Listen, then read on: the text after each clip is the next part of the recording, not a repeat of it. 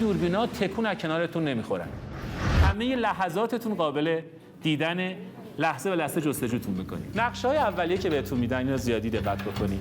تقریباً با همدیگه یکسانه که امکان داره محل شروع هر کدوم متفاوت باشه، اما مسیرهایی که طی می‌کنید، لحاظ جایی که باید بیتوته بکنید و غذا بخورید، زبدرها و علائمی که معنی‌های خاصی دارن و پرچم‌های رالی که از جون خودتون باید بیشتر دوستش داشته باشید، تقریباً همین شکلی هست. اون پرچمه ازش چیه؟ تو هر مسیری که می‌خوای بری یه پرچم هستش در میانه مسیر واسه اینکه جر نزنی یا گم نشی از دست دوربین.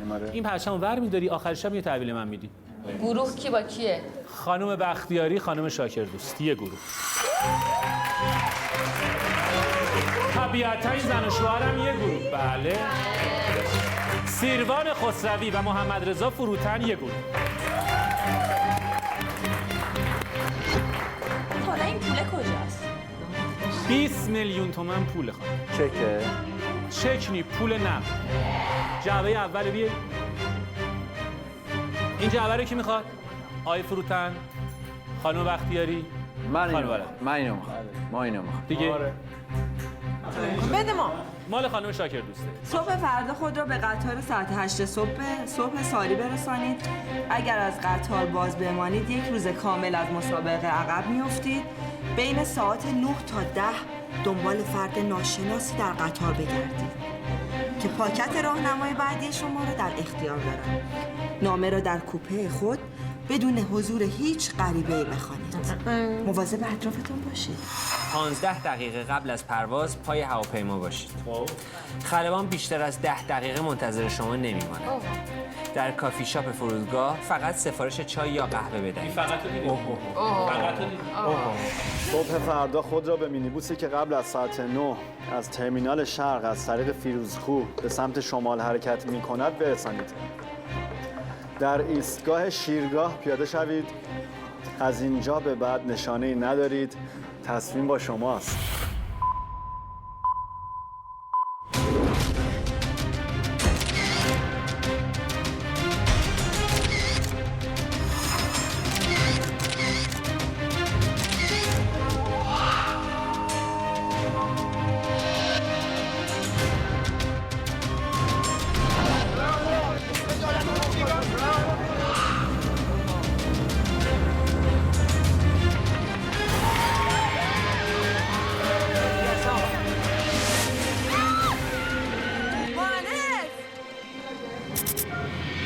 دقیقاً الان بالای ماشین.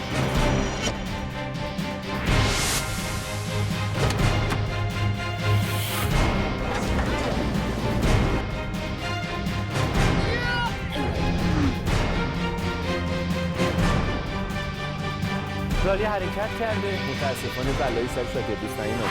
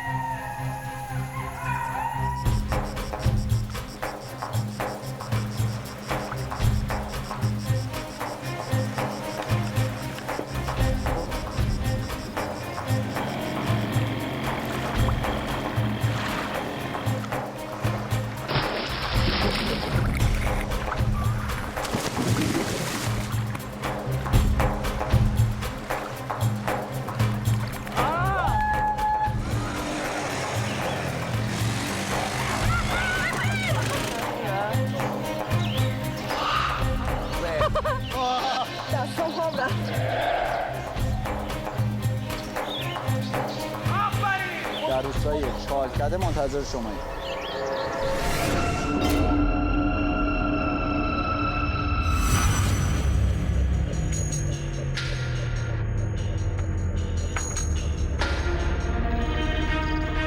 توصیه‌ام اینه که اگر می‌خواید پشیمون بشید همین امشب این اتفاق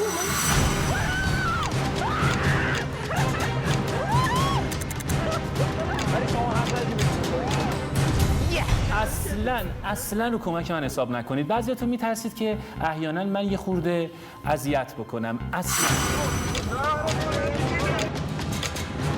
کمکت کنم. یه جایی هستش که شما به پیسی میخورید، به بدبختی میخورید، به گل میشینید، وا میکنید.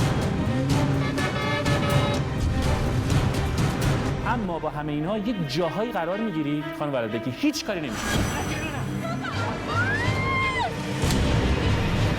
همتون سوپر استارید.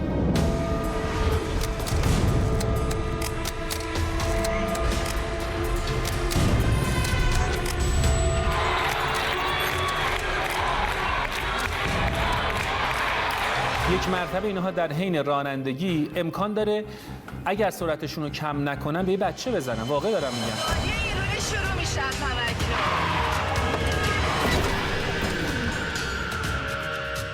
ببین اصلا دوربینا رو ولشون کنیم به جون همگی و خودم. اگر مسابقه ندیم به نفعتون.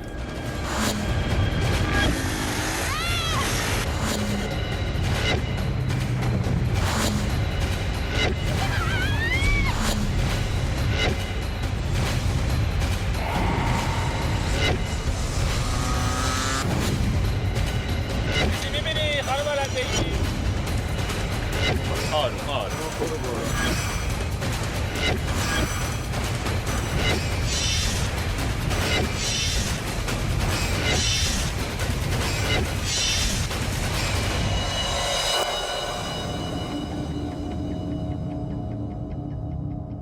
فکر میکنید برنده کی باشه؟ این یک مسابقه واقعی است. مقصد نهایی جایی در ارتفاعات جنگلی شمال است. غروب روز سوم فرصت به پایان میرسد. رقابت در ذهن همه آنها جاری است. عده‌ای نخواهند گذاشت آنها به مقصد برسند. فرصت باقی مانده 25 ساعت و 20 دقیقه. خب فعلا این زن و شوهر از همه جلوتر هستن. به سمت نقطه فلان بروید. نشانه شما را به سمت جاده خاکی که با سنگچین مشخص شده هدایت می‌کند. از آنجای بعد با شماست. در روستای چالکده منتظر شماست.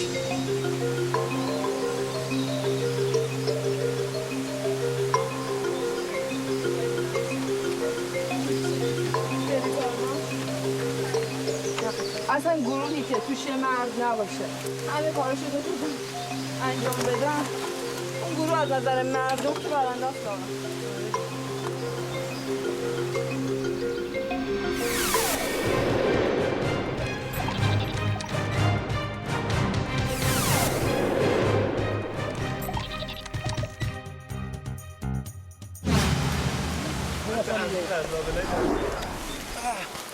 تو واقعا میره من دیگه نمیتونم.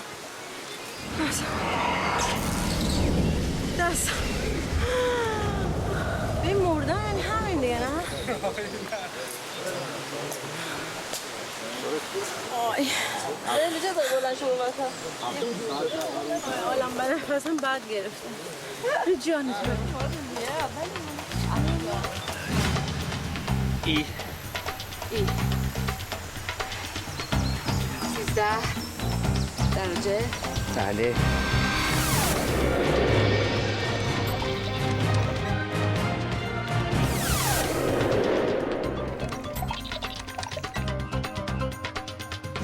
خب 16 بله 44 بله. نایس هست. وای خب میم روی فاین وی پوینتس. صفر 10 سی دی سیف میکنیم.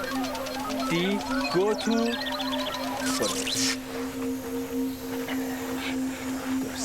ولی الان ما بریم این بر یا مستقیم جهت خودنمامون رو بریم؟ جهت خودنمامون رو بریم. هر کی رو صلاح میدونه نمیدونم. من به تو اعتماد میکنم. اینجا خیلی خوب لیزه ها. آره هده‌ای بیان. آره صدای آب تو کفشمون میشه قشنگ چپ چپ چپ چپ. بیا باش آهنگ بسازیم. سیوان اصلا چپ خوب. خیلی خوبه.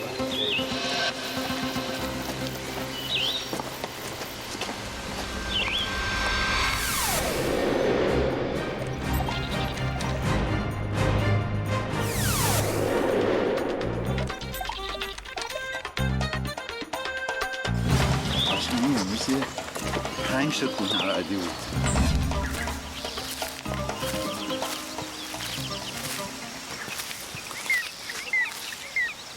چرا باید GPS خراب رو به ما بدن؟ بهناش خیلی واقعا نمیدونستن GPS خرابه. ما اگه GPS بود الان همه جلوت هم ببین GPS خاموش 40 دقیقه جلوت بیاین تستش کنیم، دروغ که نداریم بگیم. فکر کنم چوبه مرسی میتونم رو بشیم. خب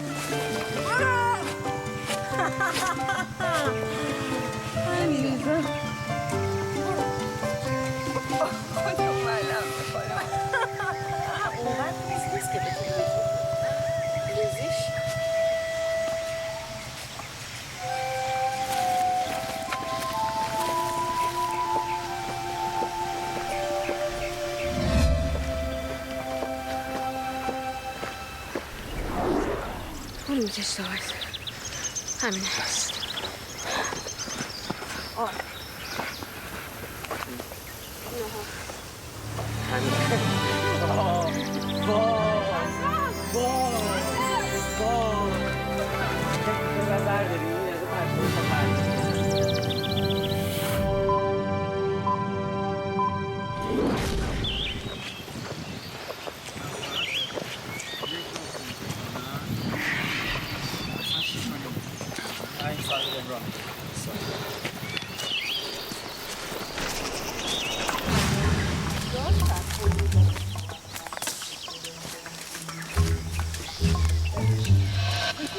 خیلی ساده تردی حرف گفتم ما هنرپیشه به اون رحم میکنم. سینما رو هر کاری کردن نتونستن تعطیل کنن. میخوام هنرپیشه رو بیاریم بودن چرخهای اصلیشو بیاریم از بین ببریمش. فرزاد حسنی بین وقتی الناس و فروتن تو خواننده هم سیر اینا بمیرن دیگه کلا مرده. سحر جهت بگو چرا مهمه چون بیراه هست. بیا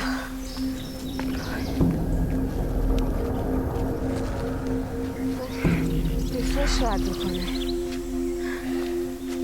ببین ما قاعدتا باید مستقیم بریم ولی میتونیم از اینجا استفاده کنیم. بریم بی خطرتره به جای اینکه بزنیم توی دار و درخت.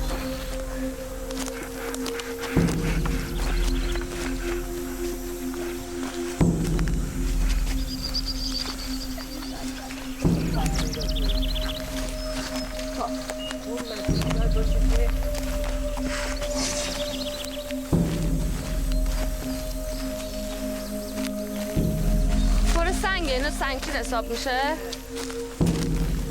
سنگچین یعنی مرتب و منظم چیده شده.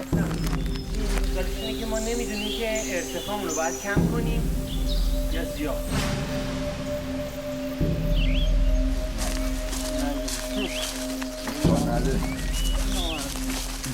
ولی معلومه اینه دیگه ما سنگا بریم نیازم به تقلب دست من و تو باید این پرده ها رو پاره کنه. کی میتونه جز من و تو گرده ها رو چاره کنه. یار دبستانی من. ما هنوزم امیدواریم و شادیم و خوشحال.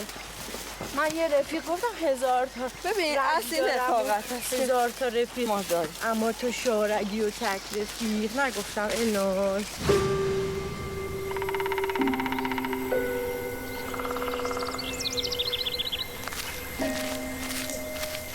این احتمالاً فوق‌العاده سمی باید باشه. بعد میگن قارچه که به درخت در میاد سمیه خیلی.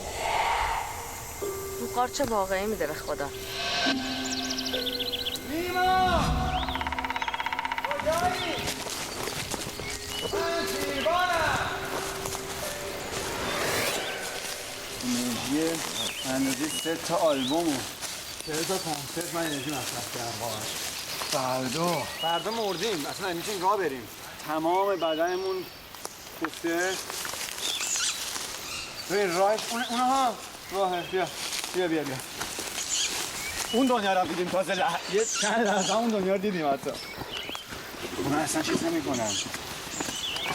ببین اصلا اضافه کاری خنده ندارن فقط مال ما.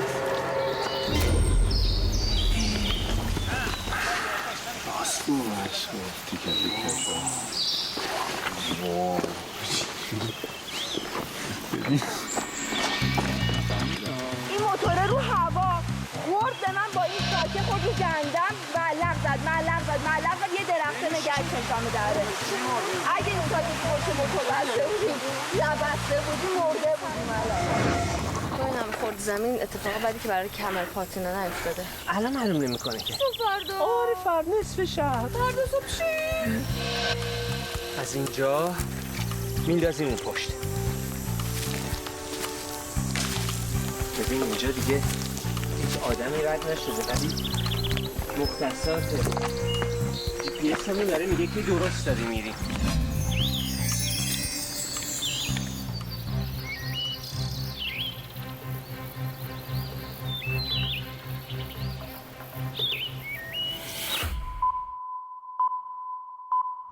اینو شما رفتی؟ نه من رفتم. این یکی هم که هم قراره هست. این یکی آبشاران هم شما رفتی. من رفتم. این یکی رو دیگه آقای خسروی من میرم. باز هستی بگی من عاشق اینم من میخوام برم. دوست دارم. قراره بندن کار بکنم. شما بیزونی. خواهش میکنم. ببین دیریم رام دن دن دن دن. بابا این موتور چهارچرخ با اون وزنش افتاد و پا و دنده من.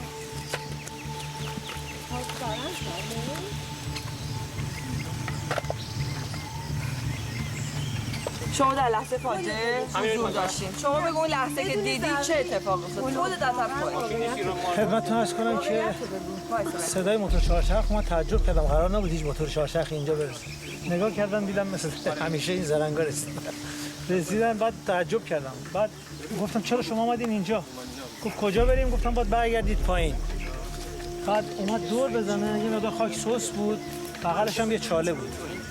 متاسفانه یه چیز پشتک وحشتناکی زد که خانم شاکردوست افتاد پایین و خانم بختیاری افتاد بغلش. بعد موتور همزمان با ایشون موتور هم رو هوا با پهلو خورد توی پهلوی خانم شاکردوست و زینش برگشت خورد تو سر خانم بختیاری. بعد پرت شد از اون ور رفت تا فاصله بعد ملق دم دره 7-8 متر هم رفت پایین، به درخت گیر کرد موتور وایساد که آب آوردیم و آره من فکر کردم پاشون شکست. ولی من گفتم من میخوام برم چون که میخوام 20 میلیون تومان میخوام از دست ندم. اینا میام واسه ما خروس بازی در ما خودمون فرزنگ داریم بابا. متاسفانه با شاکردوست در افتادم. اینقدر دیگه مونده. اینقدر دیگه.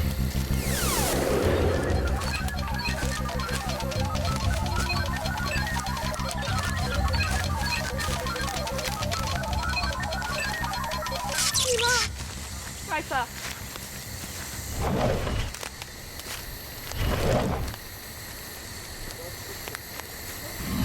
چشممون تا 5 دقیقه دیگه یه مقدار میبینی. چرا خوب من ندارم. غذا نمیدن. ای تو کنسرو چجوری؟ با کنسرو وقت نداریم. من که جز برنامه باشه. فکر کنید جزو برنامه نباشه. وای یعنی آقای ابوطالب جلو هستم. این جزء ما خیالمون راحت باشه دیگه. این جزء برنامه است. آره آقا سیمون. ببین قشنگ تبرزین میخواد بیان گردن اونا کیان؟ ما مدنی بغل چیز دیگه میشه. الان گم شدین یا اینم جزء برنامه‌ریزی کارگردانی و فرزاد حسنیه؟ برنامه‌ریزیه. چند وقت گم شدی؟ یه ساعتی هست این گم.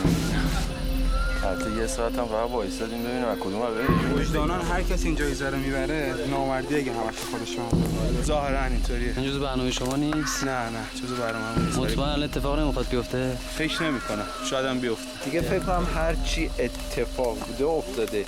شما چی فکر می‌کنید؟ این جاده نزدیک شدیم بهش بچه. فکر می‌کنم گم شدیم یا جزء برنامه است. مهم نیست چون پدرم داره میاد در صورت. قسمتی از راهه مثل زندگی میمونه. یه قسمت‌هایش تاریکه، یه قسمت‌هایش روشنه. اگه جزء برنامه باشه به قول فرزاد حسنی قطعا اون شخصی که فیلمنامه نوشته سادیسم واقعا داشت. کسی که این فیلمنامه نوشته بسیار هیجان زدم، بسیار آدم باحالی بوده. بچگیاش عملیات بود به اسم عملیات زید قرار بود که در واقع ما گروه‌های مساعده دهنده رو گم کنیم تو جنگل، یعنی باهاشون بیایم بعد رهاشون کنیم. متأسفانه خودمون گم شدیم. اینوری بریم.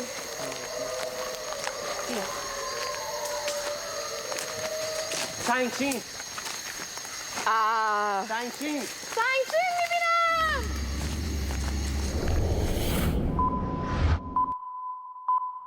بچه‌ها یواش‌تر به این جلو. جبارسین کجا؟ اینو بگید.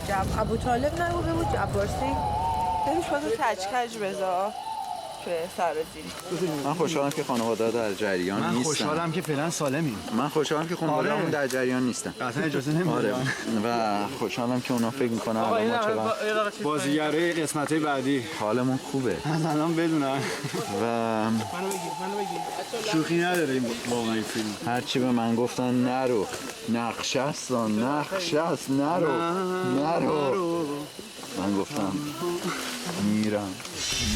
یه قهرمان همیشه قهرمانه، اما با همین مشکل نداری باشه، ولی هم ساده بود. 4 تا 100 متر اومدیم میگن 100 متر مونده. معلوم هم نیست اصلا کجا داریم میریم. تو با 4 چرخش افتاد پهلوی من. نه اونا رو که میدونیم دیگه، شرم آور رو گفتی. نه اون پام ضربه دیده، یه چی هم بچه‌ها مواظب باشیم. اینجا حالا صبر کرده بودن واسه عقبی‌ها. من خوشحال بودم به شما.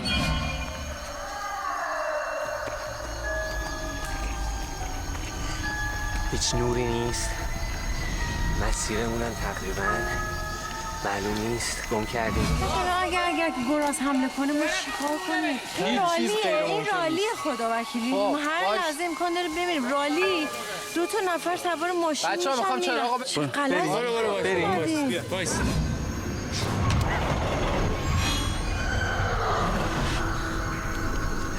به جنگل انبوه، ظلمات.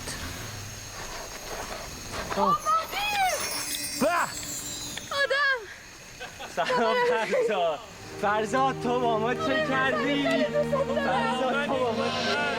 من فکر میکنم فردا اینا برندن، حرف نداره. تا اینجا که عالی بوده. عالی. چی کار میکنید اینقدر خوب میان؟ اینجوری خوب نه؟ جواد نور فقط بنداز جلو پای خانم. یه موقعیت جدید، خیلی عالیه، خیلی قطعاً جزء برنامه بوده این مسئله، شک نکنید. از همه متشکرم. من یه وصیت به شوهرم بکنم. زیاد نزدیک نشی. ببخشید که من خیلی همسر خوبی نبودم. اگه من نایدی خدا. ببین با اختلاف چقدر آقا تو این ظلمات این ما رو رسوند به شما و واقعا عالی.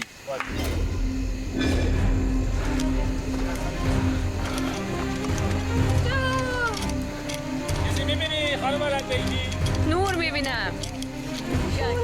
مواظب باشید. حالا شما بلد نبودی اون خانوما کشن؟ پیداشون کردی؟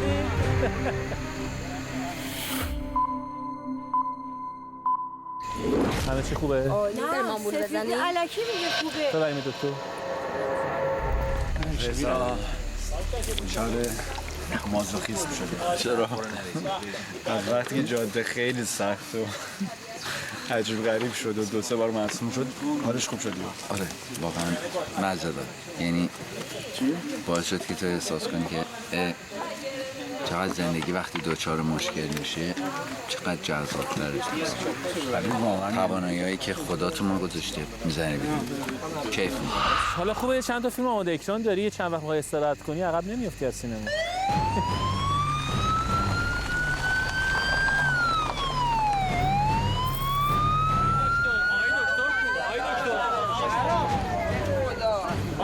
تقریبا جفت باش کار نمی‌کنی ولی ماشاءالله زبونش هنو براست. نه یه خورده ضربه. آره شما یه پیوندی بین زبون و پاش ایجاد بکنی برای که جفتشون خوبی هم کار کنن.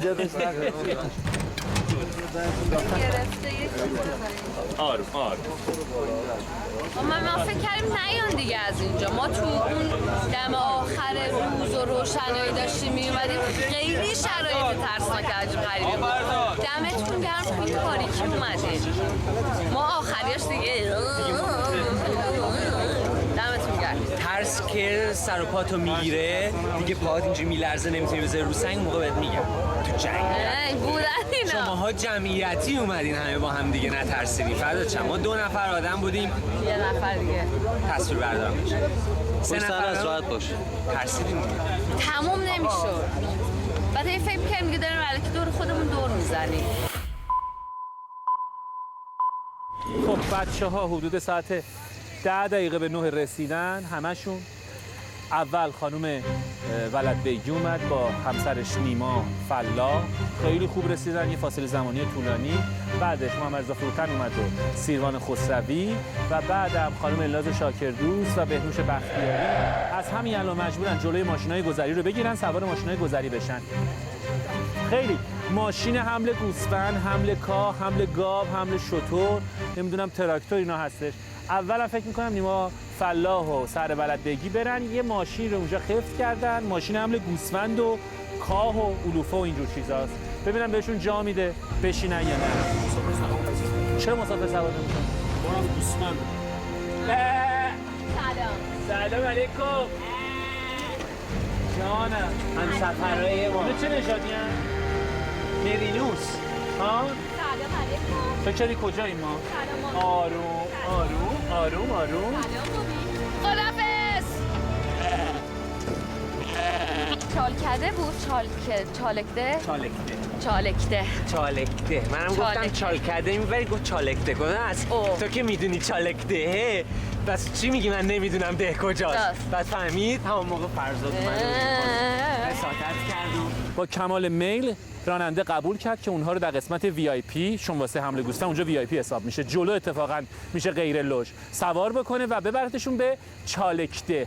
اما 2 گروه دیگه موندن، خدا رحم بکن اونا با چی میخوان برن. من منتظرم.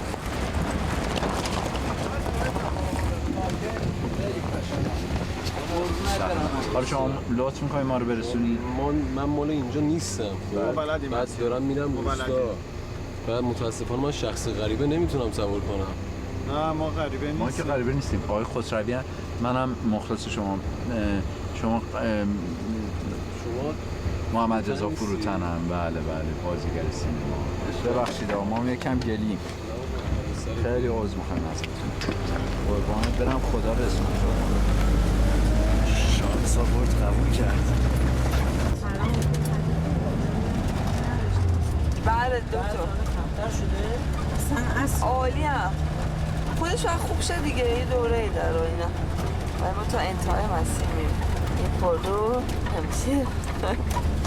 امروز رو موتور من داشتم سکته می‌کردم.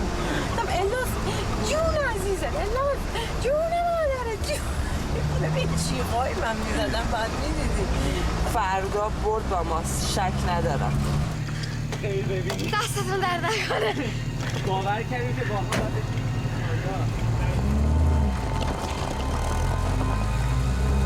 جانبازی با یه دونه پا قله دماوند و رفت جامعه چیزی نیست، ما که الان پام کار میکنم. ما ادامه میدیم. الانم میخواستم منصرفش کنم ولی دیدم نه اصلا تو گوشش، چون فردا احتمالا ما رو میخوام بندازم توی زمون. شنیدم.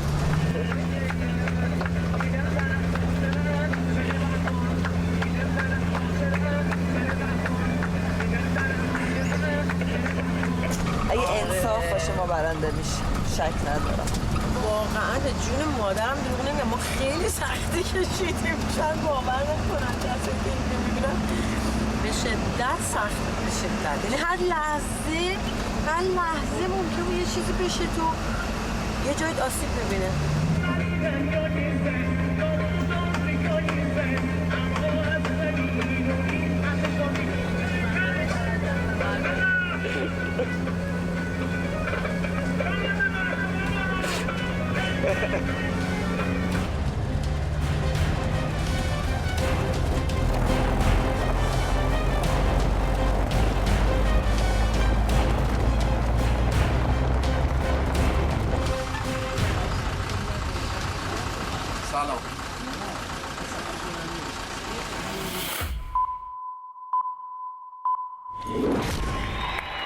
حالا همگی خوبه؟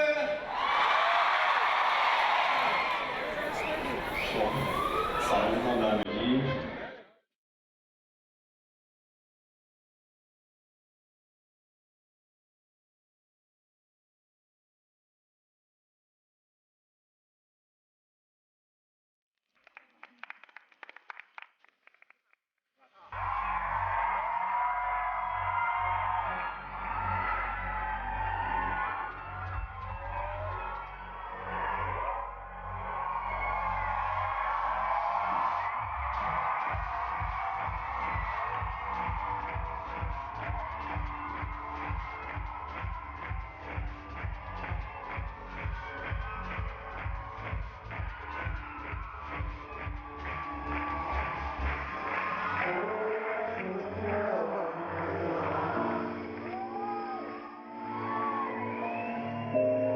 چقدر اسم میکنم تنها،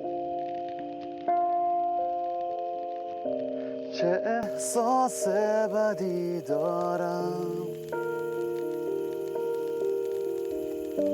از این احساس بیزارم. نه نرو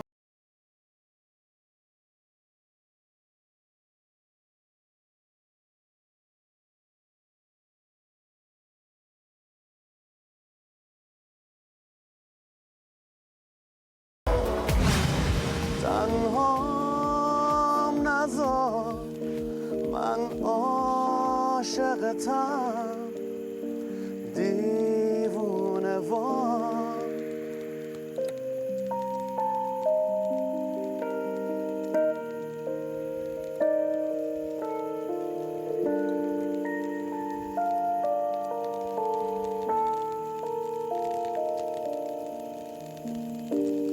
چی شد چشماتو رد کردم،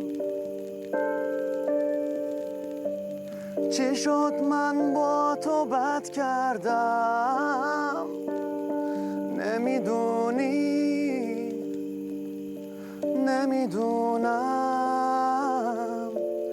ولی بدجور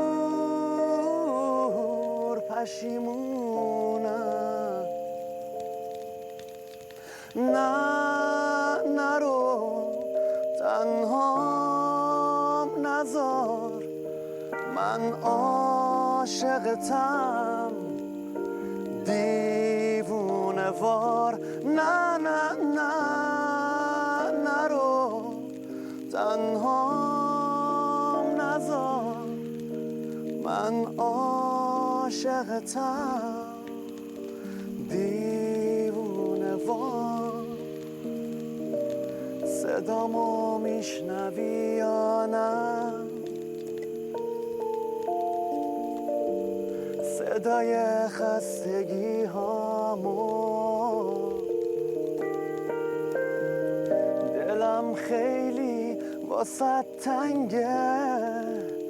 اوه ببین دستای تنهامو.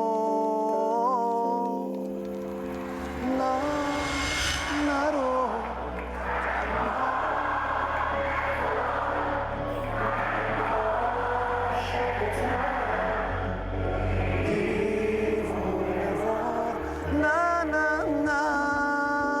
نرو تنهام نذار، من عاشقتم دیوونه وار.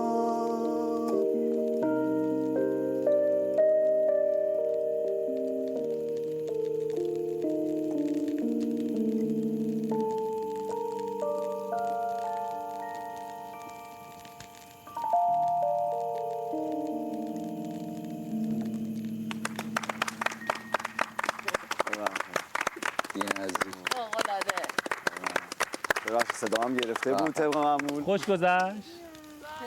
خوب بود؟ یه جا پرت شد توی جایی که پر از تیغ بود، مثل یه قنچه شکفته بود بین خارا. با همون حالتی که افتادم همونجوری موندم. خیلی وحشتناک بود، واقعا خطرناک.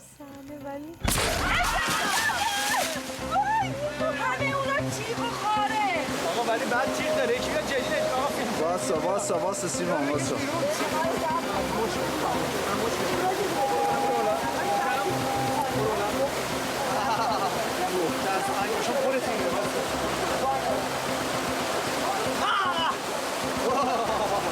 من یه تجربه جدید بود این کار، یعنی فکر میکنم که توی سنی هم بودم که اصلا دیگه چند سال دیگه میگذشت شاید اصلا نمیتونستم این تجربه رو داشته باشم.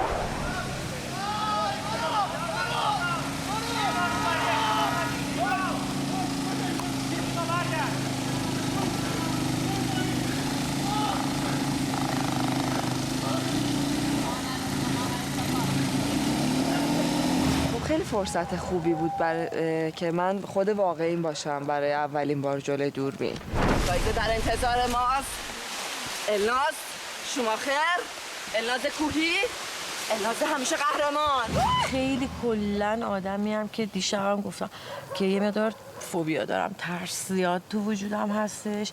به خاطر همین دلم میخواست واقعا یه کاری بکنم که حداقل بخوام ثابت بکنم که میتونم یه ذره خودم رو تغییر بدم، با ترسای خودت و با ترسای خودم مواجه بشم. البته خیلی جاها واقعا نتونستم، همه کارا رو بیشترش رو الناز انجام داد، چون واقعا من مثلا از سرعت و ارتفاع و این چیزا خیلی میترسم. اصلا هم دست خودم نیست، اصلا هم نمیگم بچه سوسولم چون استقامتم خوبه، ولی این چیزا رو واقعا میترسم.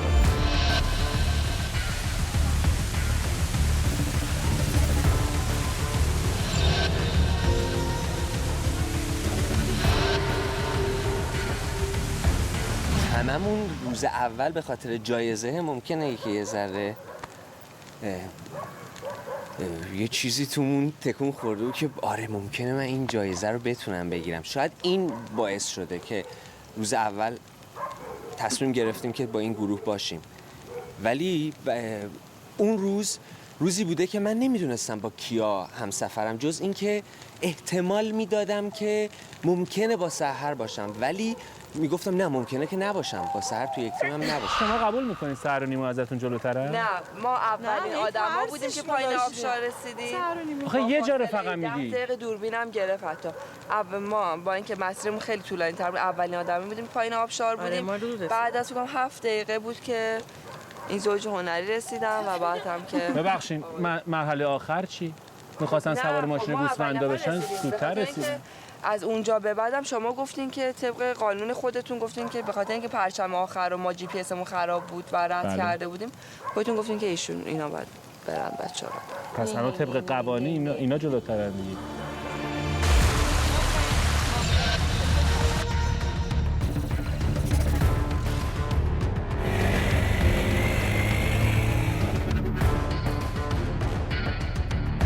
انگیزه اصلی من از این در واقع شرکت کردن توی این مسابقه این بود که من ماجراجویی دوست دارم و هیجانم دوست دارم. پولم دوست دارم. خیلی خوبه. من اولین بار که تعریف کردم برای سیروان گفتم که چنین برنامه‌ایه، گفت چقدر خوب، چقدر باحال، چه چیز خوبی. من خیلی دوست دارم کار کنم. اصلا هم نمیدونست نه چقدر قراره پول بگیره، جایزه، دستمزد، اصلا هیچی.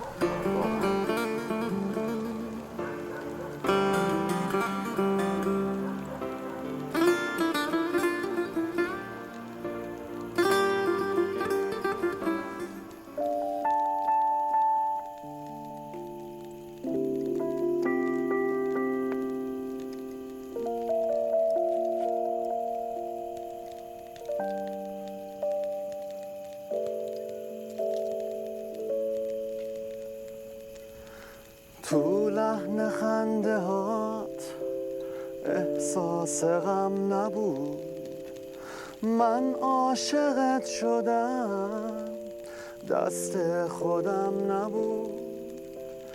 این خونه روشنه اما چراغی نیست، دنیام عوض شده این اتفاقی نیست. احساس من به تو ما بین حرفام نیست، هرچی بهت میگم اونی که میخوام نیست. احساس من به تو ما بین حرفام نیست. هرچی بهت میگم اونی که میخوام نیست.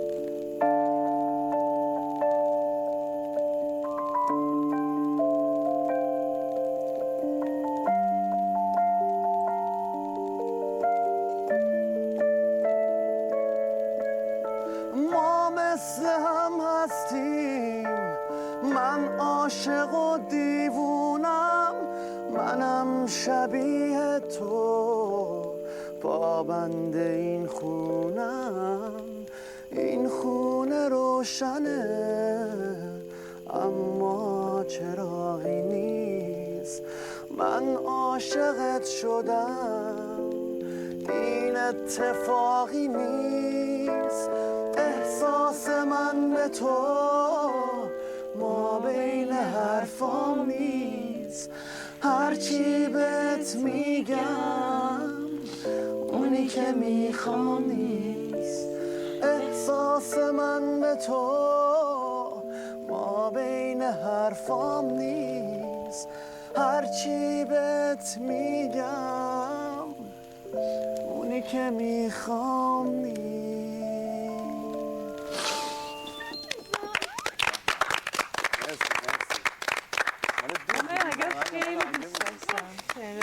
گریه نداره.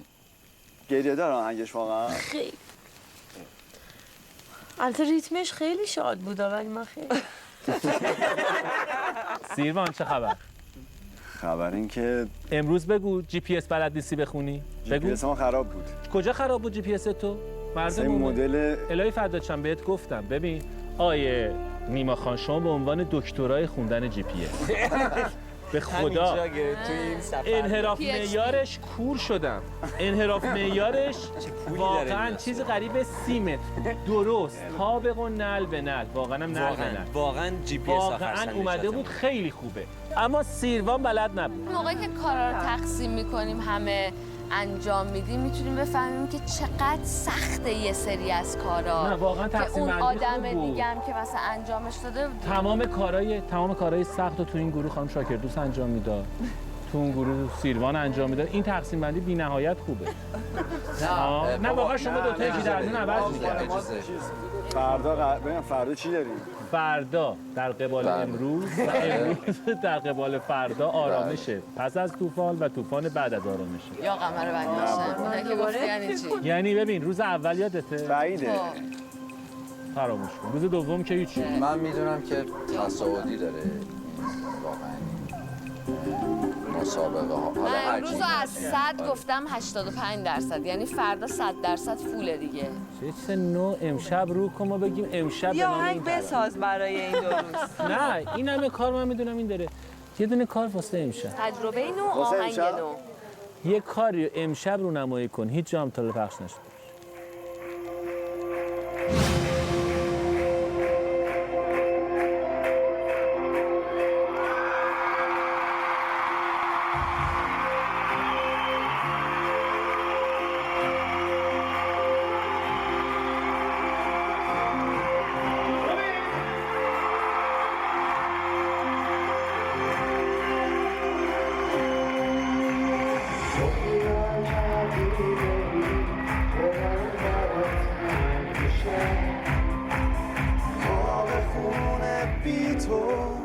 خشک و بیرنگ میشه. فکر میکردی که بری دلم پر از رنج و غمه. بعد تو رنگ گلم رنگ سیاه ماتمه.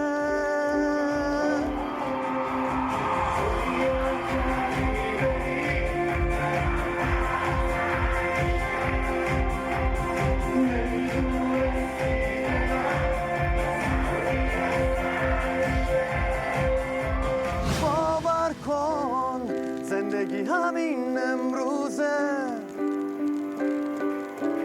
لحظه ای که تکرار نمیشه.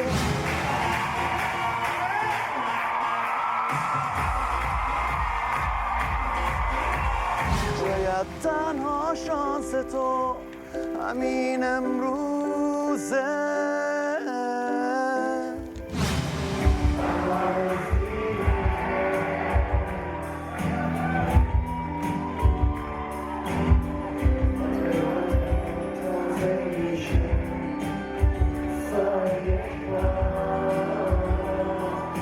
بار سنگین گذشته رو تا کجا با خودت میبری، با خودت میبری.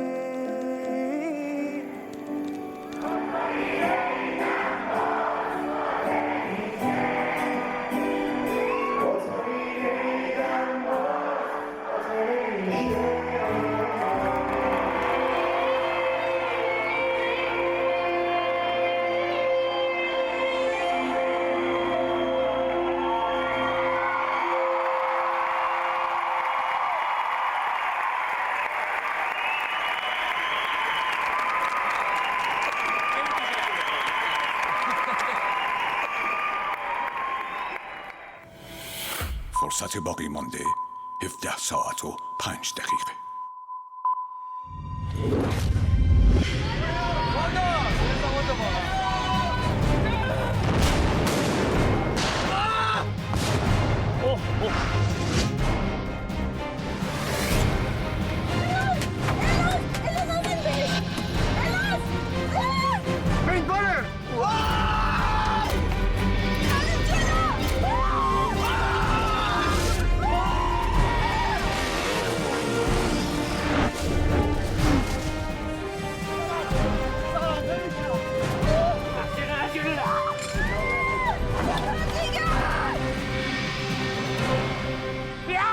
سفری اومدیم مثل بقیه سفرهایی که تو زندگیمون رفته بودیم واقعا نبود. فکر کنم من بیشتر از همه واقعا ترسیدم. چقدر حیفی که تمام داره میشه. پیش بینی نکرده بودیم که ممکنه یه همچین کارایی رو برای ما پیش بینی کرده باشن.